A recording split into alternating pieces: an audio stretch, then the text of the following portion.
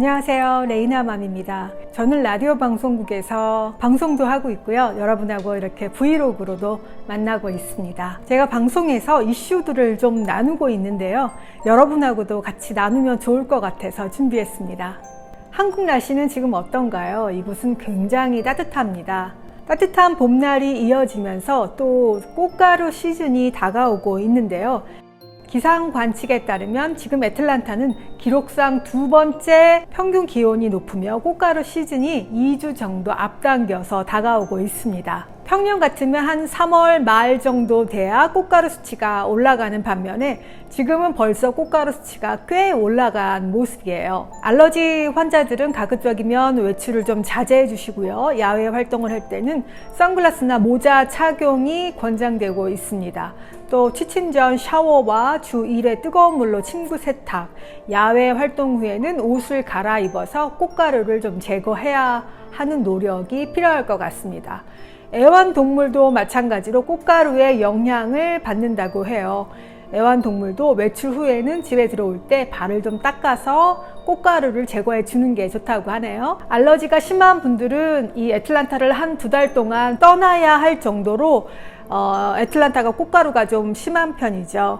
차도 완전히 다 노란색으로 변하고요. 저는 아직 꽃가루 알러지가 없어서 좀 다행이긴 한데, 눈이 좀 뻑뻑해지고 목이 칼칼해지고 이런 증상은 약간 있는 것 같아요. 그래서 저도 알러지가 혹시나 생길까봐 굉장히 긴장하고 있습니다. 하지만 봄은 좋으네요.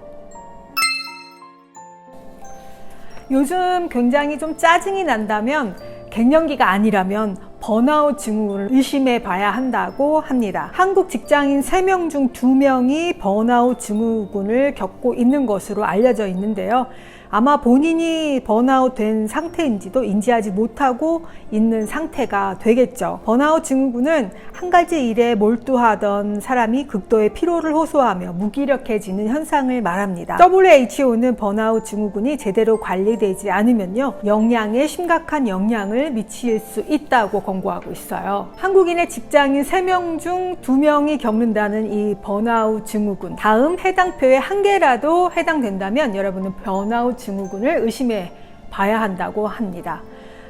첫 번째는 직장에서 냉소적이거나 비판적으로 변했다. 일을 시작하거나 끝내는 게 어렵다. 동료, 고객에게 짜증을 자주 내거나 참을성이 없어졌다. 일을 지속할 수 있는 에너지가 부족하다. 집중하기 어렵다. 노력해도 원하는 성과를 얻지 못할 것 같다. 자신의 직업에 환멸을 느낀다. 기분을 개선하기 위해 음식이나 술에 의존한다. 스트레스로 수면 습관이 바뀌었다. 설명할 수 없는 두통, 위장 장애가 생겼다. 이 항목에서 단 하나라도 해당된다면 번아웃 증후군을 의심해 봐야 한다고 합니다.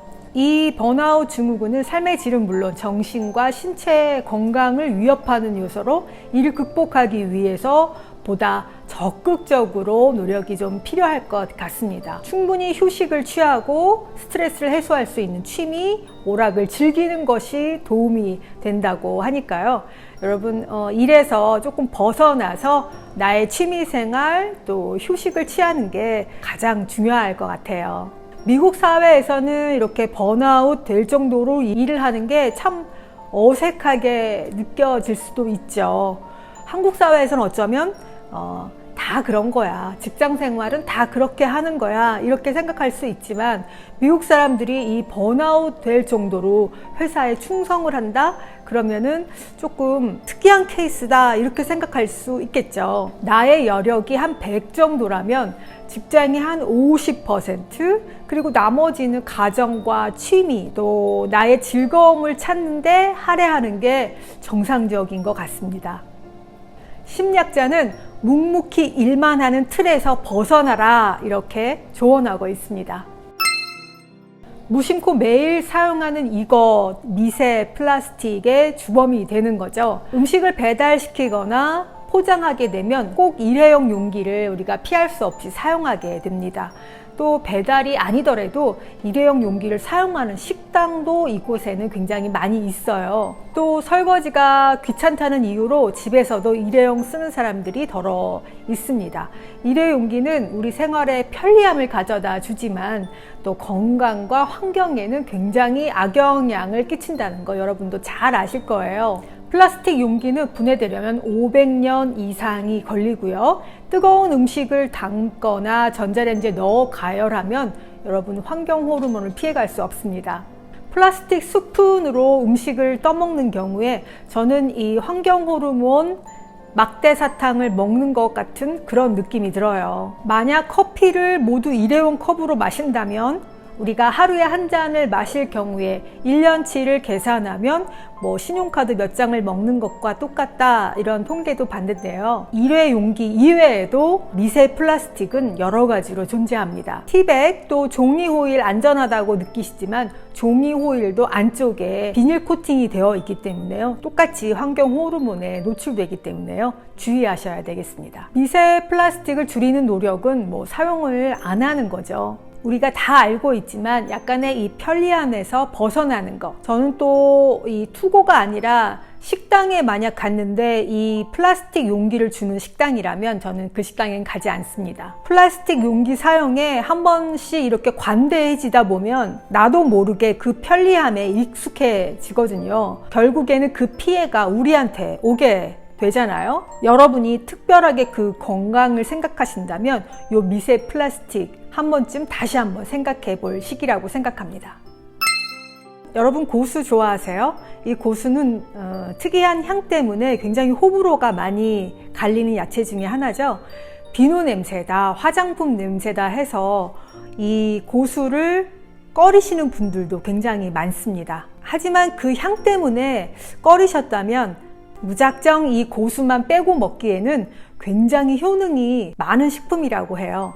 또 고수는 노화 방지에 굉장히 탁월한 항산화 식품으로 알려졌습니다. 베타카로틴이 굉장히 풍부해서요. 야채, 과일 가운데서도 아주 베타카로틴이 많이 함유되어 있는 걸로 알려져 있습니다. 베타카로틴은 강력한 항산화제고요. 노화의 원인이 되는 활성산소를 억제한다고 합니다. 베타카로틴 일부는 체내에 흡수되었을 때 비타민 A로 전환이 된다고 그래요. 그래서 성장 발달과 시각 유지, 면역력 증진, 세포 분할에 큰 역할을 한다고 합니다. 또 골다공증 예방에도 효과가 좋다고 합니다. 고수에는 칼륨과 비타민 K가 풍부하다고 해요. 이 비타민 K는 뼈 형성에 필요한 단백질을 활성화하는 성분으로 골다공증 치료제에도 쓰이는 성분이라고 합니다. 또 붓기 제거에도 좋다고 하네요. 고수에 많이 들어있는 칼륨 성분이요. 체내 나트륨과 경합해서 소변으로 배설되는데 이때 나트륨이 붙잡고 있던 수분 또한 함께 배설돼서 붓기 제거에도 좋다고 합니다. 고수가 처음에 좀 어려우신 분들이 있죠. 그럴 때는 살짝 데쳐서 약간 미나리 무침같이 무쳐 드셔도 처음에 고수를 시작할 때는 괜찮은 것 같아요.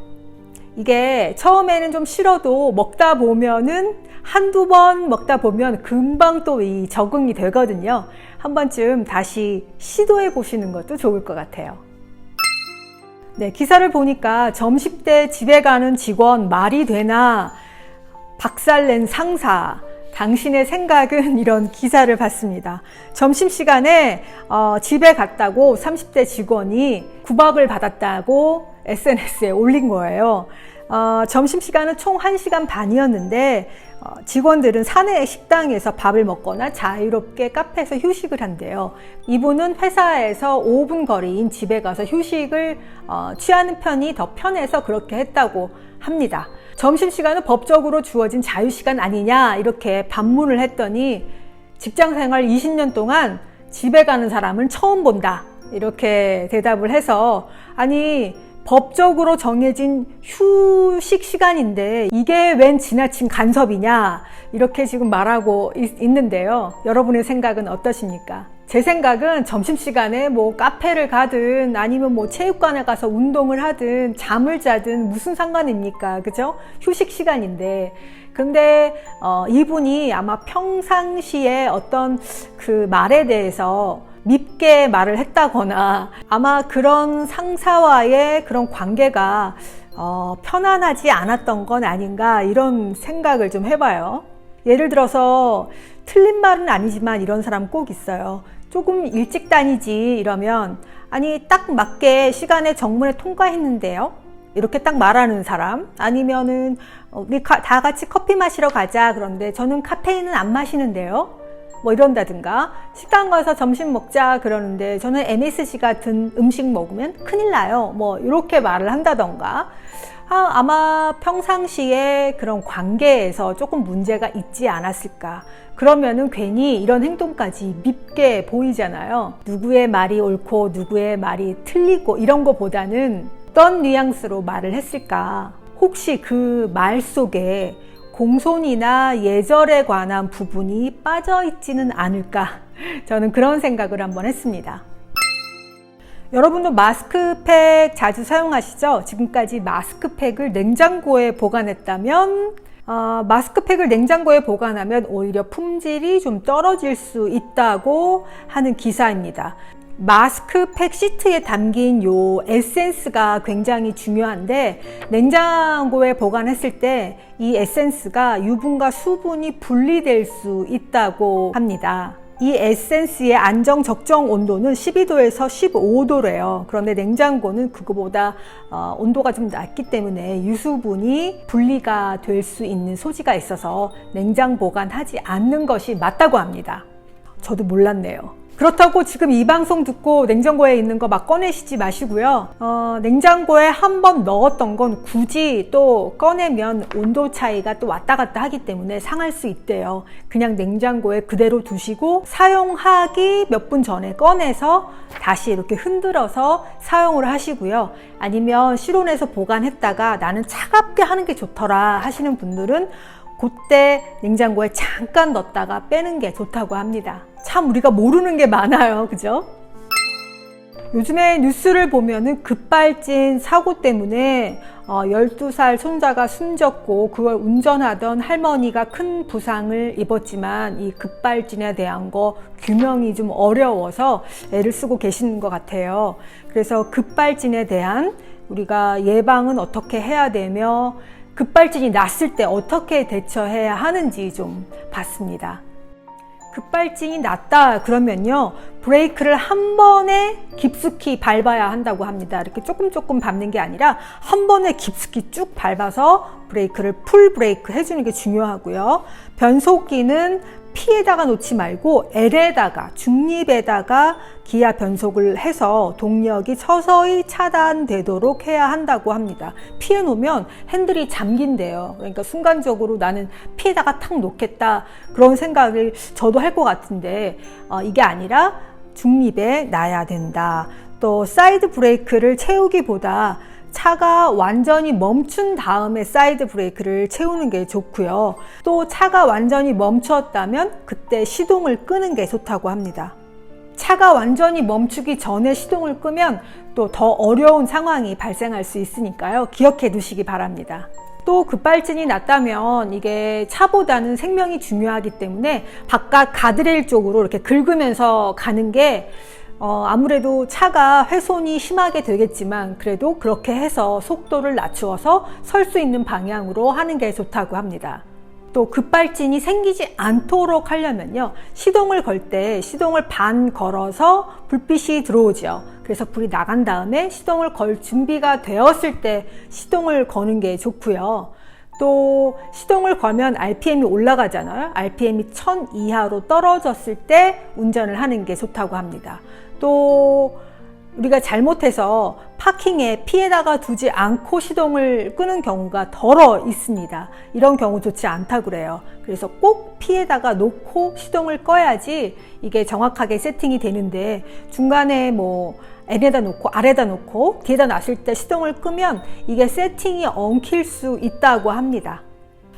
급발진 사고가 나면 이게 그 원인을 규명하는 게 굉장히 어렵기 때문에 차 안에 블랙박스 설치하는 것도 좀 도움이 될 것 같고요. 이게 급발진이 남의 일이 아니라 과거에는 수동형 자동차였다면 요즘에는 완전 전자식으로 다 바뀌면서 일어날 수 있는 충분한 가능성이 있고, 또 급발진이 일어났을 때는 베테랑 운전사나 아니면 초보 운전사와 상관없이 우왕좌왕하게 되고 큰 사고로 이어질 수 있기 때문에 미리 이렇게 대처 요령을 기억해 두시면 조금 그래도 좀 도움이 되지 않을까 해서 준비했습니다.